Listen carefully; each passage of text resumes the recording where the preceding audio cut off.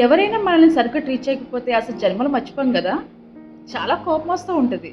ఇదేంటి నన్ను సరిగ్గా పట్టించుకోలేదు అని చెప్పి. ఎవరో కొంతకాలం కొన్ని గంటలు మాత్రమే మనతో ఉండేవాళ్ళు మనం పట్టించుకోకపోతేనే చాలా కోపం వస్తుంది. అలాంటిది మనతో ఉండే మనం. మన లైఫ్ లాంగ్ మనతో మనం మాత్రమే ఉంటాం. అలాంటిది మనల్ని మనం ఎంత కేర్ తీసుకుంటున్నాం? ఎంత రెస్పెక్ట్ ఇచ్చుకుంటున్నాం? సరే నువ్వు చెప్పు. నీతో నువ్వు ఎంత లాయల్‌గా ఉంటున్నావు? ఎంత జెన్యూన్‌గా ఉంటున్నావు? నిన్ను నువ్వు ఎంత పట్టించుకుంటున్నావు?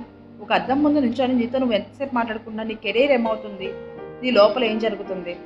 నిన్ను నువ్వు ఎలా రిపేర్ చేసుకుంటున్నావు? ఒక బాధ నుంచి నువ్వెలా బయటకొస్తున్నావు? లేకపోతే నీ గురించి నువ్వు ఎంత వరకు ఆలోచిస్తున్నావు? ఎవరో ముక్కు మొహం తెలియని వాళ్ళే పట్టించుకోలేదు, నాకు రెస్పెక్ట్ ఇవ్వలేదు అని చెప్పి ఫీల్ అయ్యే నువ్వు, నిన్ను నువ్వు ఎలా ట్రీట్ చేసుకుంటున్నావు? ఒకసారి క్వెషన్ చేసుకో. అసలు నీలో నువ్వు ఉంటున్నావా? నీతో నువ్వు ఉంటున్నావా? అసలు నీ లైఫ్ ఏంటి? లైఫ్ ఎలా ఎంజాయ్ చేస్తున్నావు? ఏం జరుగుతుంది నీ లైఫ్‌లో? ఇవన్నీ చాలా స్ట్రేంజ్‌గా అనిపిస్తాయి. కానీ ఇది చాలా ఇంపార్టెంట్. మనల్ని మనం కేర్ తీసుకోవడం చాలా ఇంపార్టెంట్.